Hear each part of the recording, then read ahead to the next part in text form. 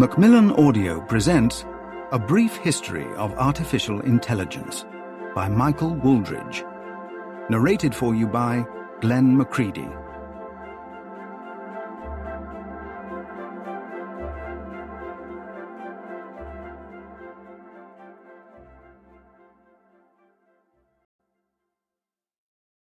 Introduction. About halfway through writing this book, I was having lunch with a colleague. "What are you working on?" she asked me. This is a standard question for academics. We ask it of each other all the time. I should have been ready for it and had an impressive answer ready at hand. "Something a bit different. I'm writing a popular science introduction to artificial intelligence." She snorted. "Does the world really need yet another popular science introduction to AI? What's the main idea, then? What's your new angle?" I was crestfallen. I needed a clever comeback, so I made a joke. "It's the story of AI through failed ideas." She looked at me. Her smile now faded. "It's going to be a bloody long book, then." Artificial intelligence, AI, is my life. I fell in love with AI as a student in the mid-1980s, and I remain passionate about it today. I love AI, not because I think it will make me rich, although that would be nice, nor because I believe it will transform our world, although, as we will hear in this book, I believe it will do so in many important ways. I love AI because it is the most endlessly fascinating subject I know of. It draws upon and contributes to an astonishing range of disciplines, including philosophy, psychology, cognitive science, neuroscience, logic, statistics, economics, and robotics. And ultimately, of course, AI appeals to fundamental questions about the human condition and our status as Homo sapiens, what it means to be human, and whether humans are unique. What AI is and isn't. My first main goal in this book is to tell you what AI is, and perhaps more important, what it is not. You might find this a little surprising, because it may seem obvious to you what AI is all about. Surely the long-term dream of AI is to build machines that have the full range of capabilities for intelligent action that people have, to build machines that are self-aware, conscious, and autonomous in the same way that people like you and I are. You will probably have encountered this version of the AI dream in science fiction movies, TV shows, and books. This version of AI may seem intuitive and obvious, but as we will see when we try to understand what it really means, we encounter many difficulties. The truth is, we don't remotely understand what it is we want to create or the mechanisms that create it in people. Moreover, it is by no means the case that there is agreement that this really is the goal of AI. In fact, it is fiercely contentious. There isn't even any consensus that this kind of AI is feasible, let alone desirable. For these reasons, this version of AI, the grand dream, is difficult to approach directly, and although it makes for great books, movies, and video games, it isn't in the mainstream of AI research. Of course, the grand dream raises quite profound philosophical questions, and we will discuss many of these in this book. But beyond these, much of what is written about this version of AI is really nothing more than speculation. Some of it is of the lunatic fringe variety. AI has always attracted crackpots, charlatans, and snake oil salesmen, as well as brilliant scientists.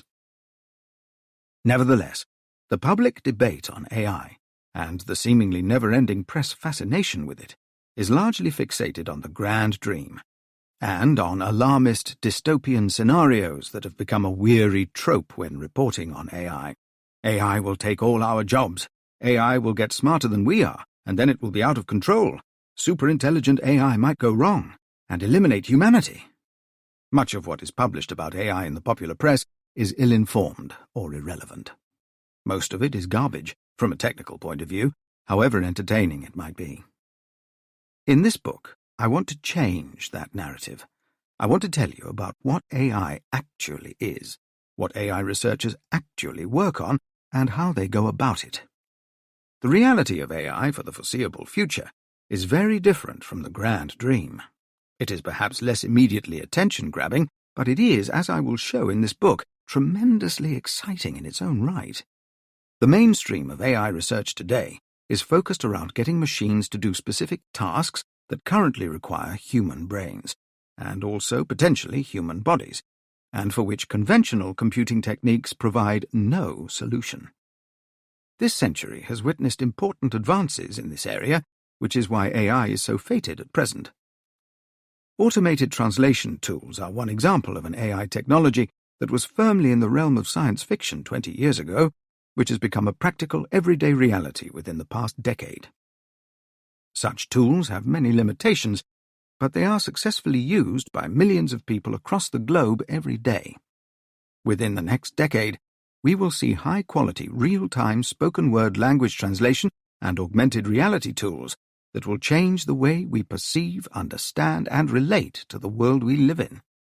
Driverless cars are a realistic prospect, and AI looks set to have transformative applications in healthcare, from which we will all stand to benefit. AI systems have proven to be better than people at recognizing abnormalities such as tumors on X-rays and ultrasound scans, and wearable technology, coupled with AI, has the potential to monitor our health on a continual basis, giving us advance warnings of heart disease, stress, and even dementia. This is the kind of thing that AI researchers actually work on. This is what excites me about AI, and this is what the AI narrative should be about.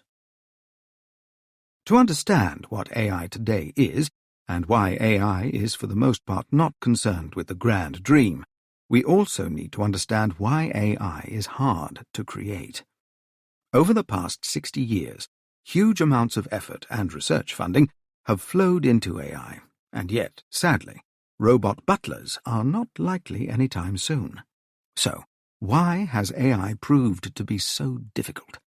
To understand the answer to this question, we need to understand what computers are and what computers can do at their most fundamental level. This takes us into the realm of some of the deepest questions in mathematics and the work of one of the greatest minds of the 20th century, Alan Turing. The story of AI. My second main goal in this audiobook is to tell you the story of AI from its inception. Every story must have a plot, and we are told there are really only 7 basic plots for all the stories in existence. So which of these best fits the story of AI? Many of my colleagues would dearly like it to be rags to riches, and it has certainly turned out that way for a clever or lucky few.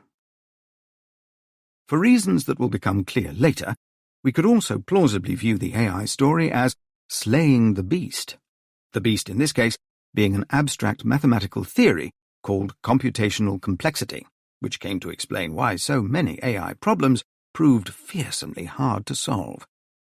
The quest would also work, because the story of AI is indeed rather like that of medieval knights on a quest to find the Holy Grail, full of religious fervour, hopeless optimism, false leads, dead ends, and bitter disappointments.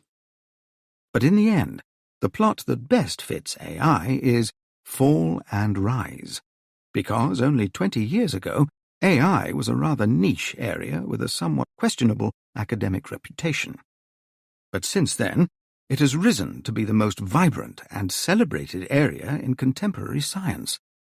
It would be more accurate, though, to say that the plot to the AI story is rise and fall and rise and fall and rise. AI has been the subject of continuous research for more than half a century, but during this time, AI researchers have repeatedly claimed to have made breakthroughs that bring the dream of intelligent machines within reach, only to have their claims exposed as hopelessly over-optimistic in every case. As a consequence, AI is notorious for boom and bust cycles. There have been at least 3 such cycles in the past 4 decades. At several points over the past 60 years, the bust has been so severe that it seemed like AI might never recover, and yet, in each case, it did. If you imagine that science is all about orderly progress from ignorance to enlightenment, then I'm afraid you are in for a bit of a shock.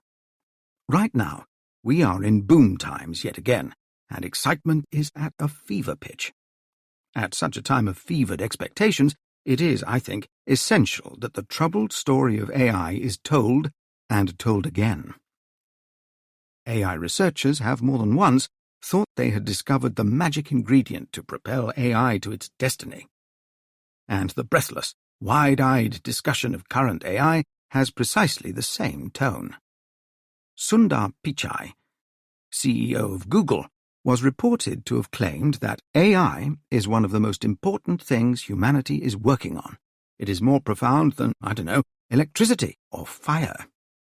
This followed an earlier claim by Andrew Ng to the effect that AI was the new electricity. It is important to remember what came of such hubris in the past.